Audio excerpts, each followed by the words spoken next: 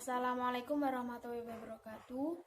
Kami dari kelompok 8 akan mempresentasikan tentang eksistensi Al-Quran sebagai kitab suci terakhir yang menyempurnakan, yang beranggotakan saya sendiri, Siti Sarifatul Ulfa, kedua, Maulida Khairatun Nisa, ketiga, Faisal Rayyan Irfanda. Saya di sini akan menjelaskan tentang pengertian Al-Quran, sejarah Al-Quran, dan nama-nama lain Al-Quran. 1. Pengertian Al-Quran. Al-Quran adalah kitab suci umat Islam yang diturunkan Allah Subhanahu wa Ta'ala kepada Nabi Muhammad SAW. Kata Al-Quran adalah bentuk masdar dari kata kerja qoro'a yang artinya membaca. Ditinjau dari segi bahasa atau etimologi, Al-Quran berasal dari bahasa Arab yang artinya bacaan atau sesuatu yang dibaca secara berulang-ulang. Umat Islam mempercayai bahwa Al-Quran adalah kitab suci Allah Subhanahu wa Ta'ala yang diturunkan kepada Nabi Muhammad SAW melalui malaikat Jibril. 2. Sejarah Al-Quran. Al-Quran diturunkan Allah Subhanahu wa Ta'ala kepada Nabi Muhammad SAW melalui malaikat Jibril yang diturunkan secara berangsur-angsur selama 22 tahun, 2 bulan, 22 hari, yang terdiri dari 30 juz, 144 surat, 6.666 ayat, 74.437 kalimat, dan 325.345 huruf. Turunnya Al-Quran disebut Nuzulul Quran. Wahyu pertama berupa surat Al-Alaq ayat 1-5 yang diturunkan pada 17 Ramadan tahun 610 Masehi di Gua Hira. Pada saat itu pula, Nabi Muhammad SAW dinobatkan sebagai Rasulullah atau utusan Allah Subhanahu wa Ta'ala. Sedangkan ayat terakhir yang diturunkan adalah surat Al-Maidah ayat 3 yang diturunkan pada tanggal 9 Dzulhijjah atau 10 Hijriah di Padang Arafah, ketika beliau sedang melakukan haji wada atau haji perpisahan. Beberapa hari setelah menerima wahyu tersebut, Nabi Muhammad SAW wafat. Sebelum Rasulullah SAW wafat, ayat-ayat yang diturunkan secara bertahap ditulis di papan-papan, pelapah kurma, kulit domba, dan dihafal. 3. Nama-nama lain dari Al-Quran. 1. Al-Huda artinya petunjuk. 2. Al-Furqan artinya pembeda dari yang benar dan yang salah. 3. Asyifa artinya obat. 4. Az-Zikir artinya pemberi peringatan. 5. Al-Kitab artinya sesuatu yang ditulis. 6. Al-Hikmah artinya kebijaksanaan. 7. Al-Bayan artinya penerang. 8. An-Nur artinya cahaya. 9. Al-Kalam artinya ucapan atau firman. 5. Al-Bushra artinya kabar gembira. Sekian dari saya, apa ada salah kata? Mohon maaf. Wassalamualaikum warahmatullahi wabarakatuh. Assalamualaikum warahmatullahi wabarakatuh. Perkenalkan, nama saya Maulida Khairatun Nisa, NIM 63040200066. Di sini saya akan menjelaskan tentang fungsi dan tujuan Al-Quran, isi kandungan Al-Quran, dan mukjizat Al-Quran. Fungsi dan tujuan dari Al-Quran yang pertama adalah sebagai petunjuk bagi manusia. 2. Sebagai sumber pokok ajaran agama Islam. 3. Sebagai peringatan dan pelajaran bagi manusia.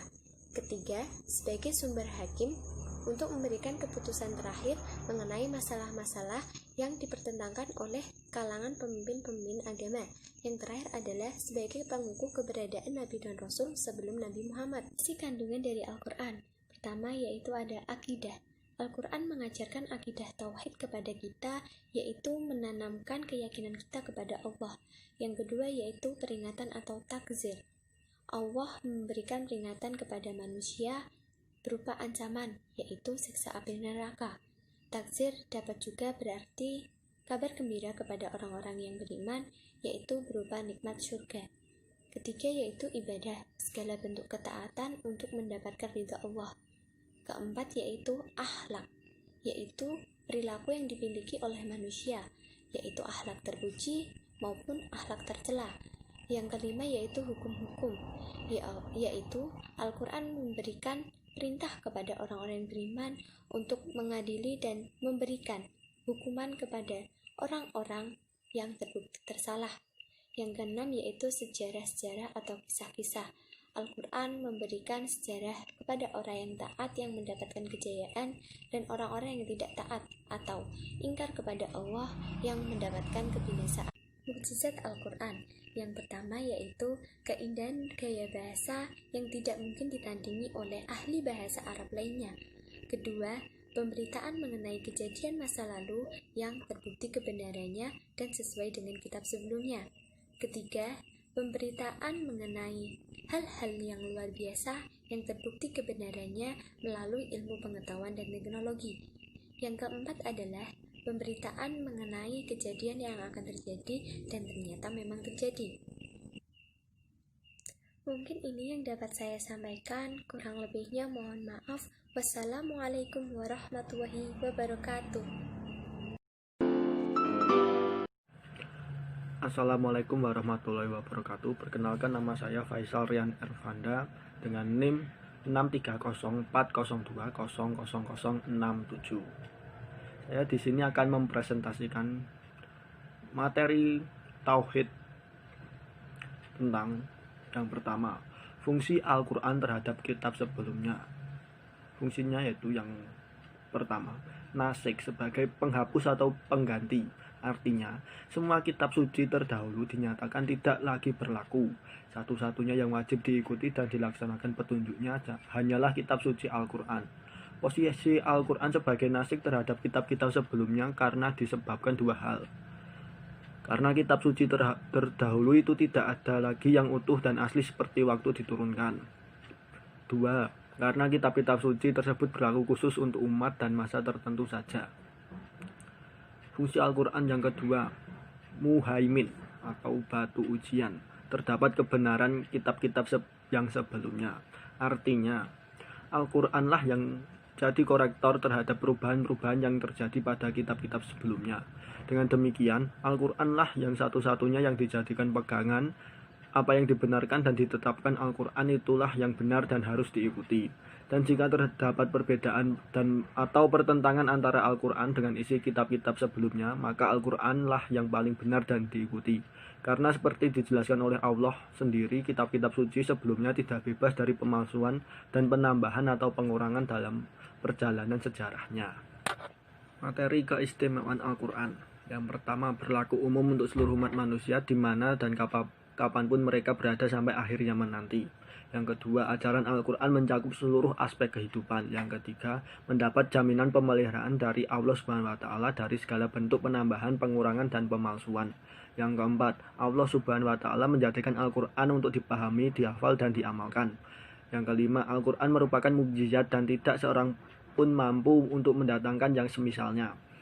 Yang keenam, Al-Quran menenangkan hati dan memantapkan keyakinan. Ketujuh, Al-Quran mengumpulkan antara kebutuhan dunia dan akhirat. Kedelapan, Al-Quran terjaga dari pertentangan atau kontrak apa yang ada di dalamnya.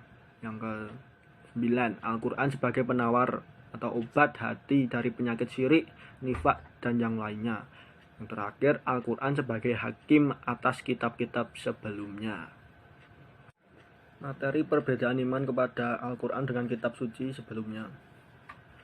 Kalau terhadap kitab suci sebelumnya, seorang muslim hanyalah mempunyai kewajiban mengimani keberadaan dan kebenarannya tanpa kewajiban mempelajari, mengamalkan dan mendakwahkan kandungannya, karena kitab-kitab suci tersebut berlaku untuk umat dan masa tertentu yang telah berakhir dengan kedatangan kitab suci yang terakhir yaitu Al-Quran. Kewajiban seorang muslim terhadap Al-Quran sebagai berikut. Yang pertama, mengimani bahwa Al-Quran adalah kitab Allah Subhanahu wa Ta'ala yang terakhir. Yang kedua, mempelajari Al-Quran baik cara membacanya, ilmu tajwid dan qiraah, makna dan tafsirnya, maupun ilmu-ilmu lain yang berhubungan dengan Al-Quran seperti ulumul Quran, hadis, ushulul fikih, dan yang lainnya. Ketiga, membaca Al-Quran sebanyak mungkin. 4. Mengamalkan ajaran Al-Quran dalam seluruh kehidupannya, baik kehidupan bermasyarakat, bernegara, maupun kehidupan internasional. Sekian dari saya. Wassalamualaikum warahmatullahi wabarakatuh.